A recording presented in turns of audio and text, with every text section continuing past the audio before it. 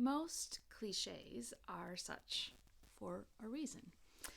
As of April 25, 2024, the cliche that history repeats itself has doubled down on that truth. Before I go on, if you've not yet read today's texts, see the title, description, and go ahead and pause and do that. Note that today we are focusing on the Esther passage, but read the Luke passage as well. That woman's story deserves to be heard too. The book of Esther is a mere 10 chapters, but in no way is it short on information. And yet, if it is preached at all, it is reduced down to two things. The Bible trivia fact that God is not ever named in the book, and the continued protection of the Jewish people. Both of these facts are true. They both have merit. They are both worthy of being preached. But to reduce the book of Esther only to these things is doing it, quite frankly, a shameful disservice. So chapter 7 opens at Esther's second banquet for the king and his right-hand man, Haman.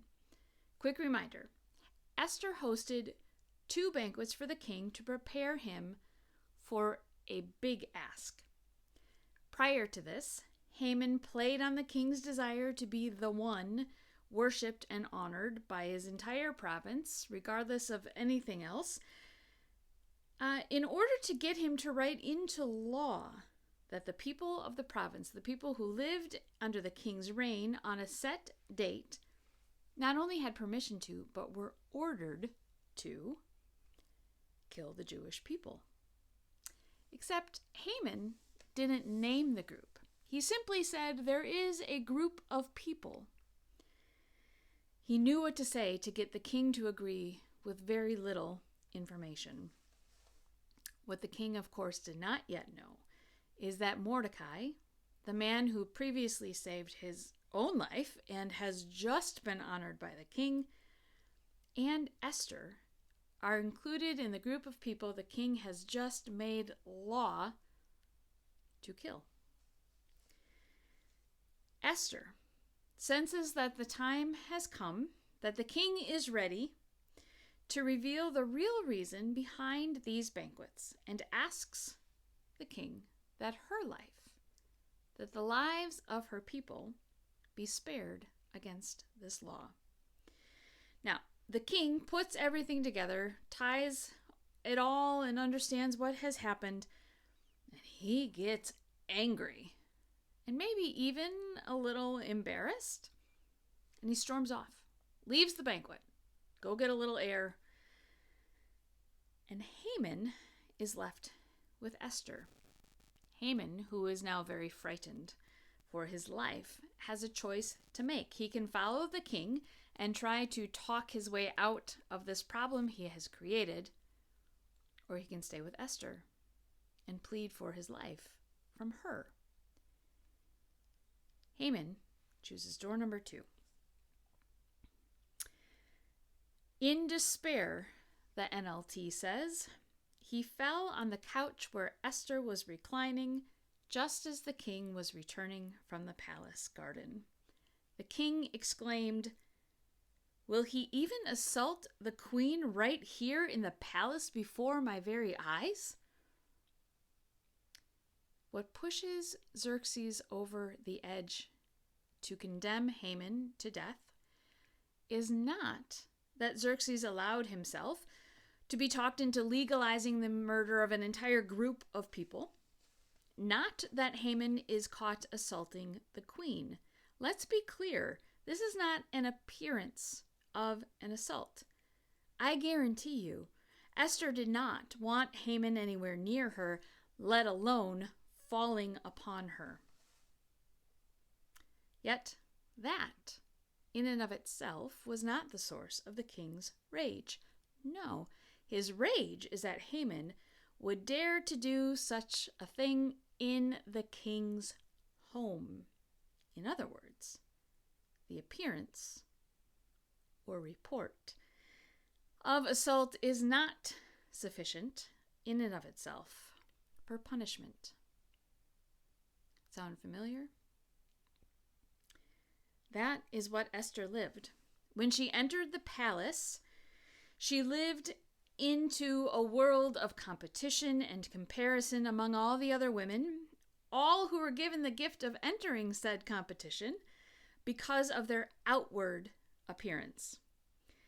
Then they endured 12 months of beautification, body treatments, and, let's be honest, dieting, all to prepare for what?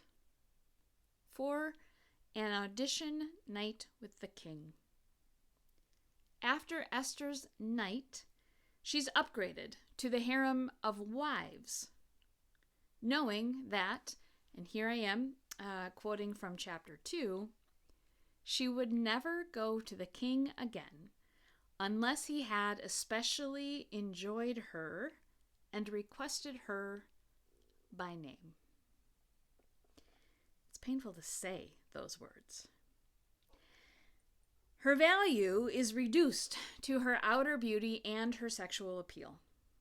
Then, as prize for being enjoyed enough by the king, she has the privilege to shoulder the burden of saving her entire people, forcing her to lower herself literally before the king, seeking his permission to speak. And then, as icing on the cake, this arrogant, vindictive, jealous man, also known as Haman, he knows that she is his only chance at survival and does what he needs to do to try and get her attention. It is ugly. It is harmful. It is painful. It is triggering.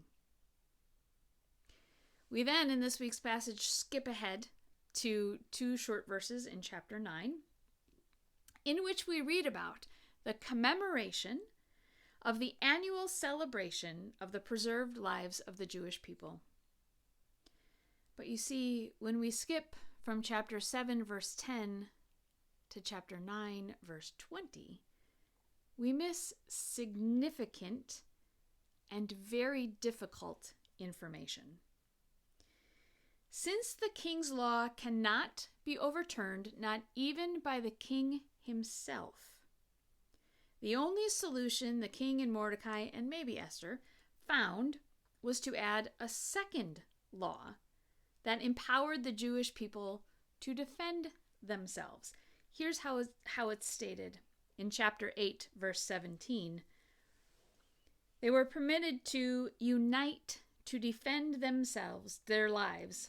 They were allowed to kill, slaughter, and annihilate anyone of any nationality or province who might attack them or their children and wives, and to take the property of their enemies. This is eye for an eye. It is beyond words. It is triggering, and it is eerily familiar.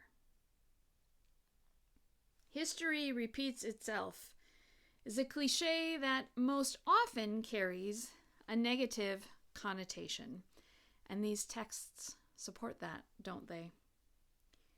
People groups are still dying today. And if you find fault in Haman's reasoning for enacting the law, but not in the reasoning in existence today, I challenge you to spend quality time reflecting on that. But that's not our focus, so I'm going to shift. Because also in this text is another disturbing case of history repeating itself. A few minutes ago, when I mentioned April 25th, 2024, on that day, a rape conviction was overturned because the original trial judge dared to allow the stories of women not named in the charges to be entered into record. Stories that support and give credit to the stories of the women who who were named. Women sought after first for their beauty, not their talent. Women offered roles of esteem only after, behind closed doors, nights with the king. Women not giving the opportunity to say what they wanted or needed for threat of their livelihood.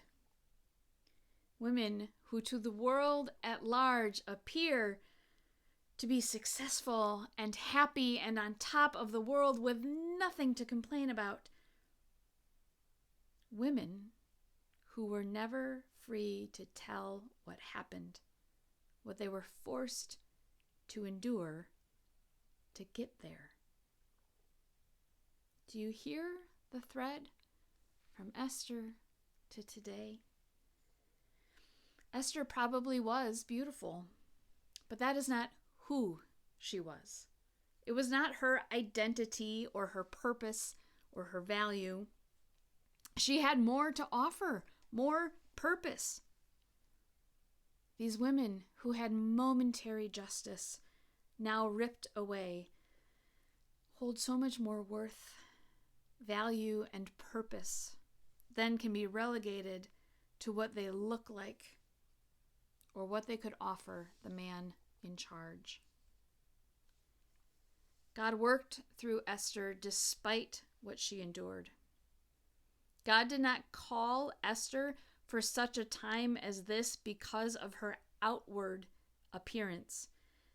God called Esther to that time and place because of her courage and wisdom and endurance and resilience and faith and trust and on and on. To reduce her story to one of beauty, to reduce her story to being about the unnamed yet very active God, to reduce her story to the protection of the Jewish people, is to dismiss her. True as each of those things are, to believe Esther's story is only included in the Bible to tell the story of God and the people is to put God in a box. Esther's whole story deserves to be told. Esther deserves to be seen. Esther and all who the world minimize and marginalize based on gender, race, sexual orientation, value of what they can offer, all are worthy to be seen, worthy to break free from the confines the world places upon them. For she is called, and she is speaking. Amen.